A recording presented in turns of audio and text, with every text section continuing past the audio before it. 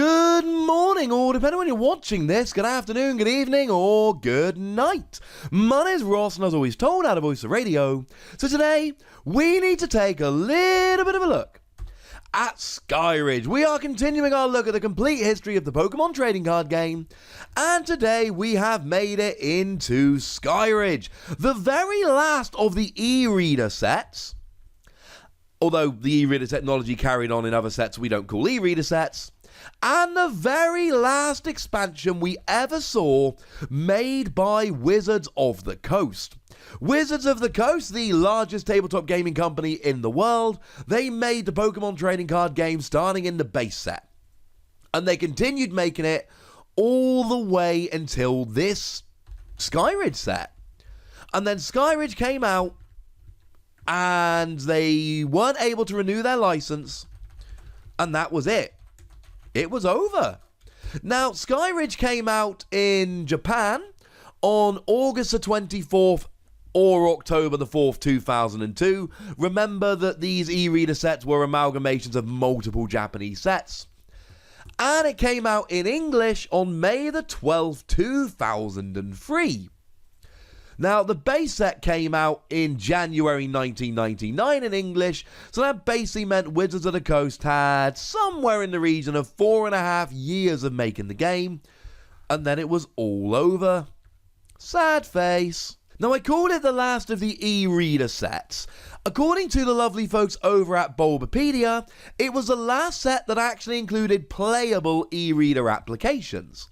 Although the e-reader technology did carry on into the subsequent sets made by the Pokemon Company, they were just Pokedex entries. So you could still swipe your Pokemon cards through the e-reader, but all you would get is a Pokedex entry. You wouldn't get the playable apps that you would get back in the e-reader sets proper. Now, it carried on the dumb numbering that we saw in the previous set in Aquapolis, so the holos were numbered H1 to 32, and then we had the main set numbered up to 144, although there were no A's and B's like we saw previously, so I suppose that's a little good thing. And once again, we did have a bunch of box topper cards.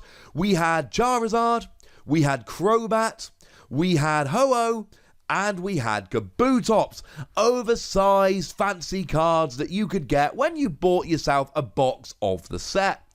Go ahead, try and buy yourself a box of Skyridge right now. See how much it goes for. These are expensive sets. Partly it's because they're cool and they're old, but partly it's because they were printed quite short before the game got kind of revived by Pokemon. We'll talk about that next week. So yeah, Skyridge attracts quite a lot of money if you want to buy yourself a booster box. It was also the second and final set that gave us Crystal Pokemon. We got ourselves Crystal Celebi, Crystal Crobat, Crystal Golem, Crystal Ho-Oh, Crystal Kabutops, and Crystal Charizard.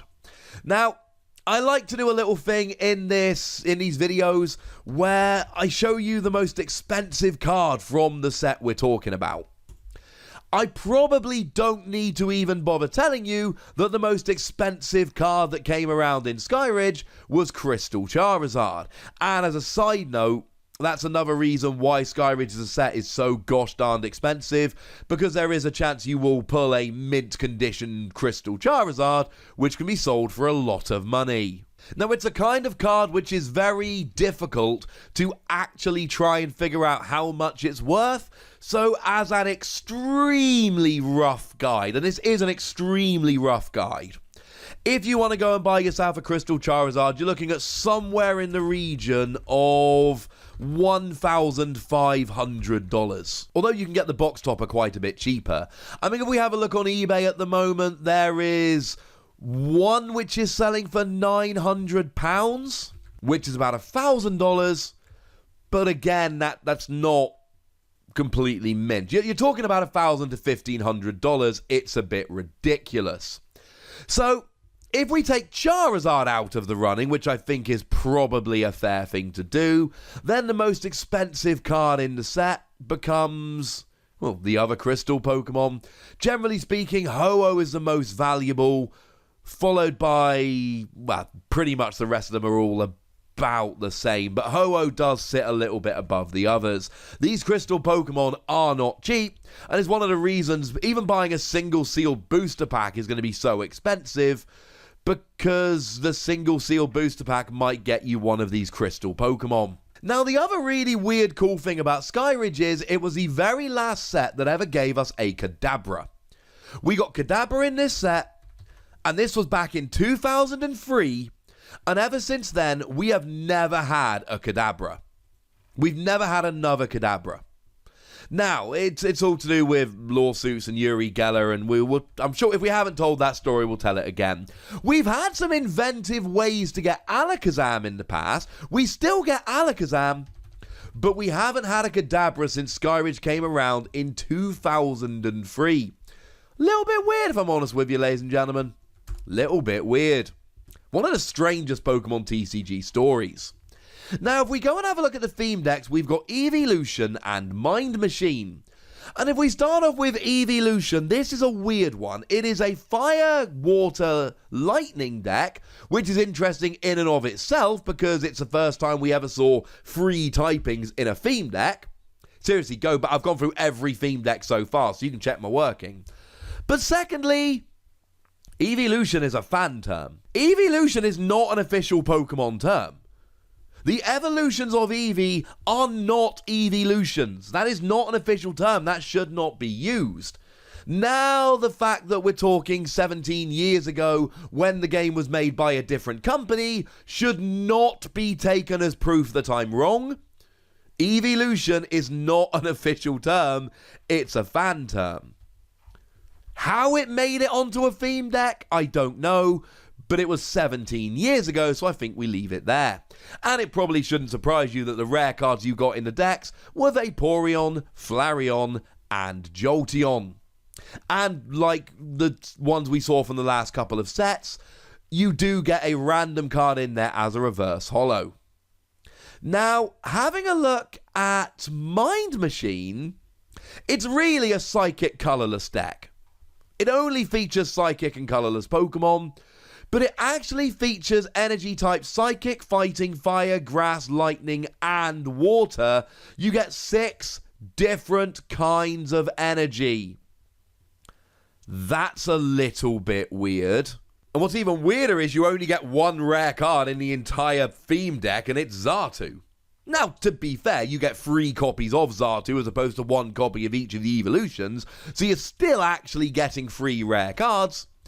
But the reason is Miracle Sphere, Alpha, Beta, and Gamma. Now, these can only be attached to certain typings of Pokemon. Alpha can only be attached to a Fire, Lightning, or Fighting. Beta can only be attached to a Fire, Water, or Psychic. And Gamma could only be attached to a Grass, Water, or Lightning. But the Xatu had a Pokebody that let you attach any technical machine to it. And then it actually gave you different attacks. So it's a real proper themed theme deck. How cool is that?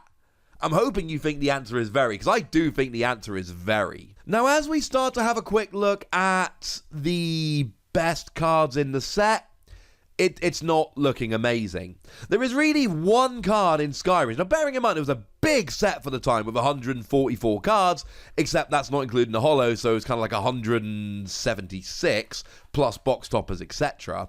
But Oracle was actually a legitimately really good card. Oracle was a supporter card, and you chose 2 cards from your deck, shuffled the rest of your deck, and you put the chosen cards on top of your deck in any order.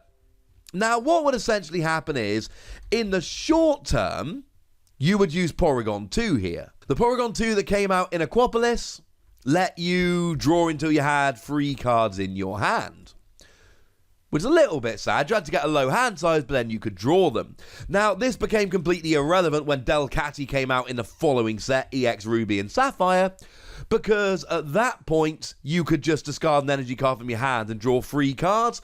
Clearly, the ability to search any 2 cards and put them on top of your deck and then draw 3 cards was a little bit nuts. So Oracle was a really phenomenal supporter card that made its way into a huge amount of decks. But that was about it. Like, pretty much for the set, that was about it.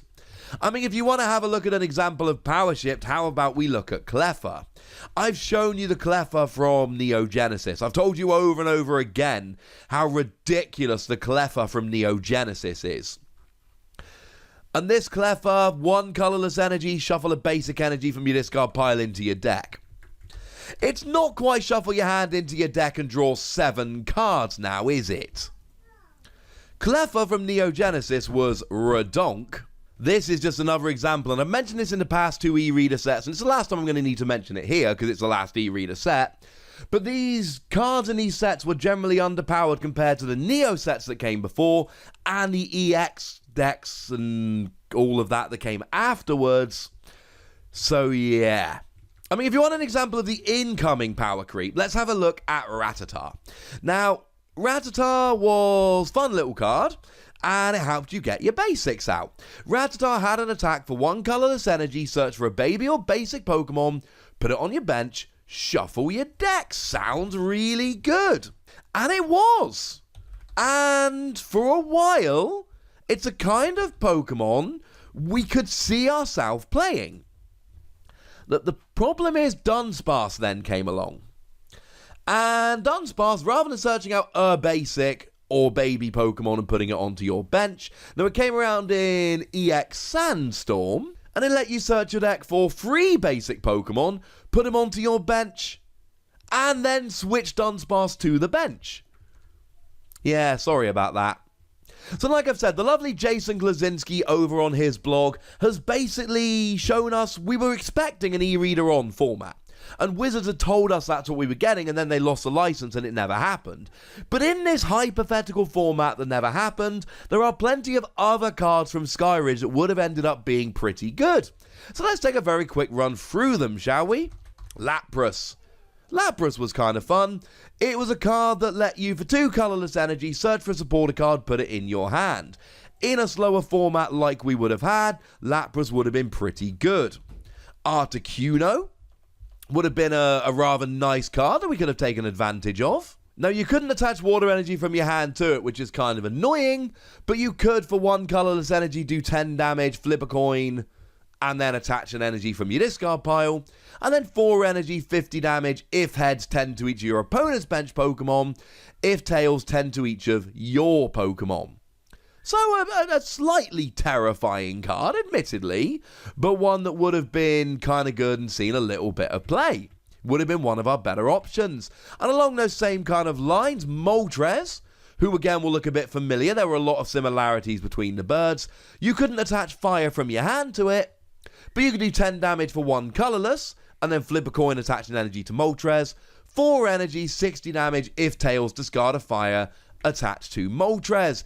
Decent basic Pokemon that were good for being teched in against other Pokemon.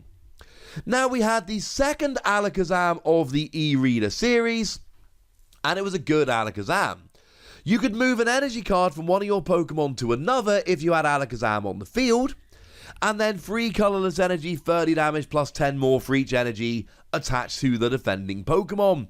Good if they were energy hungry, and good for moving your energy around the field, so that was fun. Machamp was a particular favourite of mine at the time, and Machamp came along with the Pokebody. Prevent all effective attacks done to Machamp, it only takes damage. 2 energy, 20 damage, but you can switch a Pokemon from the bench active before you do it. 4 energy, 30 damage for each heads you can flip from 4 coins. Kind of disruptive, kind of powerful. Speaking of stage 2s, Beedrill would have been kind of fun. Pokebody says that when you evolve into Beedrill, if it's active, the defending Pokemon is paralyzed and poisoned. That's going to give you a little bit of time to do what you like. And then 2 energy, 10 damage, flip 4 coins. If heads, 20 damage. If 2 heads, 30 damage. If 3 heads, 60 damage. If 4 heads, 100 damage. Combined with the paralysis and poison, you can see that that's got a little bit of a chance. Now, Standler was one that did sneak into a couple of decks here and there. Even really. 1 colorless energy, flip a coin, if heads, look at your opponent's hand, and you can then pick a trainer card and have them shuffle it into their deck. It was nice for a little bit of early game disruption.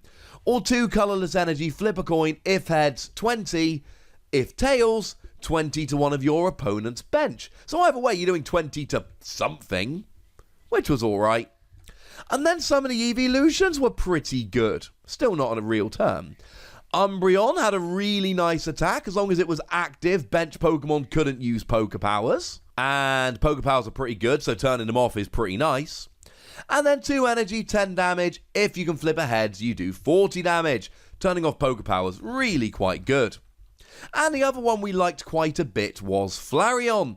Flareon came around with a Pokebody that when you attached a fire energy from your hand to Flareon, you removed all special conditions. That's kind of fun. 1 energy, burn, 3 energy, 40 damage, discard an energy. If it is a fire, 50 damage. Obviously at the time, the amount of damage being done was quite a bit lower, so that was not terrible. Now, moving into the trainers, and some of these did see a little bit of play. Underground Expedition was quite a fun one, which has since reappeared. Someone found it again. And Underground Expedition, you look at the bottom 4 cards of your deck, put 2 in your hand, and the remaining on the bottom of your deck in any order. Really nice, gets you 2 out of 4 cards. It's not phenomenal, but it's quite nice for consistency. Desert Shaman comes along with, no, it's another supporter card. And you shuffle your hand into your deck, draw 4 cards. Your opponent does the same. Gee whiz! Does that remind anyone of any cards which have been in the game since and are still legal at the moment? If you get stuck, ask a judge to help you out with that one. Now, Apricorn Maker is another card that has since come back around, and Apricorn Maker was basically one that helped you get your Pokeballs out. Search your deck for up to 2 trainer cards with ball in their name, show them to your opponent, and put them into your hand. Well, the good news is we got a bunch of balls in this set as well. Fast Ball let you reveal cards from your deck until you got an evolution card, and then you put it into your hand. Friend Ball let you choose one of your opponent's Pokemon and search your deck for a baby, basic, or evolution card of the same typing, color, and put it into your hand. And although it was in Expedition, not in Skyridge, clearly probably the best use for this was Dual Ball. And Dual Ball's one of those cards, if they released it nowadays, it would instantly go into a whole bunch of decks. It's a ridiculous card. You flip 2 coins, and for each heads, you search your deck for a basic or baby Pokemon and put it into your hand. If they released Dual Ball nowadays, it would become a 4-of in a lot of decks. It will become one of the best cards in the game. And we also had Lure Ball, which has since made a comeback, and Lure Ball's one that I play in a bunch of decks at the moment. Lure Ball lets you flip 3 coins, and for each head, you choose an evolution card from your discard pile and put it in your hand. Fisherman came around. Now, Fisherman is another one that just keeps coming around. It's been printed many, many, many times since. And Fisherman is one of those that lets you get your energy back from the discard pile. 4 basic energy, if you like. And they all do go into your hand, not into your deck, so they're ready to use right away. But we also got some quite nice energy cards here as well. Cyclone Energy was a colourless energy, and when you attached it to your active Pokemon, it made your opponent switch their active, which could be kind of fun. We got Bounce Energy. It's 2 colourless energy. You could attach it to any Pokemon with basic energy, and then you return the basic energy from that Pokemon to your hand. So it's kind of a weird, complicated card, but it was quite a fun one that people did like. Retro Energy didn't see quite as much play, but when you attached it to one of your evolved Pokemon, you got to remove up to 2 damage counters from it, and discard the top card from it. So you basically healed 2 damage while devolving it, which is a little bit weird, and might understand why we didn't see quite as much play with that one. Now, I'll be honest with you, in terms of decks here, there are a couple of decks that are worth talking about, but none of these were standard legal decks. All of these were decks that would have been fun in a hypothetical e-reader on format. Like I said, I'll link Jason Kaczynski's blog in the description. It's a great one to check out, and you can go and get deck lists for these decks over there. So these were fun decks, but remember, they were basically used in a format that never existed. So Alakazam. We still had the Alakazam that came around in Expedition, which let you choose one of your opponent's Pokemon's attacks and copied it. And then free energy, 80 damage, if you've got the same number of energy cards attached as a defending Pokemon. And then the newer Alakazam, the one from Skyridge, that let you move an energy card from one of your Pokemon to another one of your Pokemon. And obviously, if you can move energy around your field, that makes it easier to get the right number of energy on Alakazam, so that you can be hitting for 80 damage. Now, we do need to mention the Kadabra from Expedition here, because it let you attach 2 basic energy cards from your discard pile to Kadabra. So essentially, get Kadabra, single energy, get 2 more energy, and then you're rolling with Alakazam hitting 80 damage. That's kind of ridiculous. And then, of course, you've got the other Alakazam to move your energy around, if you so wish. Although the attack isn't terrible. You actually do play all of the birds here, Moltres, Zapdos and Articuno, and I've told you that all of them could be good, but they're also kind of awkward. But all of them can accelerate energy to later move around with Alakazam, and all of them have decent type coverage attacks. And remember, although you cannot attach energy from your hand to those Pokemon, you can still move energy around using Alakazam, which gets them rolling nice and easily. This is also one of those decks that was really good at using bounce energy, because you could essentially turn 2 energy cards into 1. Instead of having 2 energy, you've got just a bounce energy, and that meant that it was easier to match the number of cards, because Alakazam read number of energy cards, not number of energy. So this was one where bounce energy really came in handy. Should also probably mention Juggler, which let you discard energy cards from your hand, which was really important because of the whole Kadabra thing. Speaking of Gen 1 Stage 2s, we could also have a little bit of a look at Beedrill. Now, I talked about Beedrill before, and it is very much a Beedrill deck. The only non-Beedrill or pre-evolution you play here is actually Lapras to help you go and get your supporter cards. But this is one of the very few where Retro Energy becomes really, really good. Because Retro Energy devolves so that you can then re-evolve the following turn, bearing in mind, of course, that you can then just continually get your opponent. Oh yeah. Yeah, that sounds like fun, doesn't it? And of course, Lure Ball becomes really good here because you can then get your Beedrill back from the discard pile, because remember, you do have to discard them when you use Retro Energy. That's not a good thing, but Lure Ball gets it back and you're doing quite nicely indeed. Should also give a quick shout out here to Undersea Ruins, a card we mentioned previously. Undersea Ruins lets you choose one of your evolved Pokemon in play and discard the top card from it, devolving it, which of course is really good when you really need to devolve so you can keep going.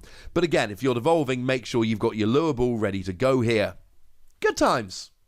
Good times. If you still want to talk about Stage 2 Gen 1 Pokemon, how about Machamp? Although really it's kind of Machamp with Donphan. I know, it was a deck back then. Now, we've got 3. The main Machamp here is the one that came around in Expedition. That is still the main Machamp here. Once during a turn, you may look at the top 4 cards of your deck and rearrange them. And for 4 energy, you count the number of Pokemon in play of yours with damage on them. Flip a coin.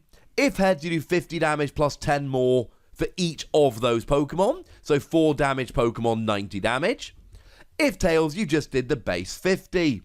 Although we still had the other matchup with Dragoff and Hurricane Punch like we mentioned earlier. The thing is, we really do need to try and make sure that we've got all of our Pokemon on our bench damaged, and that's where the Donphan from Aquapolis comes in. The one I got signed by Arita. Yay! 1 fighting energy, 30 damage, plus 10 to each of your bench Pokemon. Decent damage, but you're also damaging all your bench, which means that Machamp will then come and do a whole bunch more damage, and this is a very, very good thing indeed. The deck writes itself really here. Also, check out how adorable this Phanpy artwork is. It's a little bit ridiculous, and I didn't show it to you in the Aquapolis video, so I kind of had to show it to you now. And then the last deck I want to have a little bit of a chat about here is Umbreon, another deck that features one of my favourite Pokemon. And again, we've got two different Umbreon. Now, the one from Skyridge we've just mentioned is fine, but it's not the main focus here. The main one is the Umbreon that came around in Aquapolis here. If it's your active Pokemon with a Darkness Energy attached to it, you may look at your opponent's hand once during your turn and choose a number of cards up to the number of Darkness Energy attached to Umbreon, shuffle them into your opponent's deck. Now they draw that same number of cards, but you're getting rid of cards that you know they need now, and they're drawing random cards. You might be able to see how that's working out quite well for you here. Obviously, this is one where Desert Shaman comes in really good, because if you put your opponent down to a 4-card hand, and then get rid of all the cards they want, and oh yeah, if they're relying on Poké Powers, don't worry, you've got the other Umbreon, this seems like the kind of deck I would have played back then, if this format ever existed, which it didn't. Hey-ho.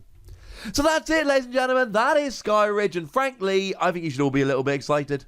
Skyridge was so much fun. Next week, we're going to be talking about the EX era with EX Ruby and Sapphire. We're going to be bringing Gen 3 Pokemon into the fray, and we're going to be moving the game over to Wizards of the Coast. For now, please make sure you spam that like button. Let me know that you want these videos to carry on. And of course, tell me what you think about Skyridge in the comment section. Go nuts, be nice, tell me your stories, tell me your memories. And then make sure you like this video, subscribe to this channel, follow me on Twitter at The Wassy, and Twitch for some live action at twitch.tv/PTCGRadio. If you want to support the channel, get some bonus podcasts and all that good stuff, head on over to patreon.com/PTCGRadio, or you can do exactly that. And please do make sure you're checking out youtube.com/WassyPlays, where you can find out about a whole bunch of games that don't have Pokemon in, but are pretty gosh darn good regardless. But by far the most important thing as always, look after yourselves till next time, would ya? Thank you very much for watching. My name's Ross, and you've been watching PTCG Radio.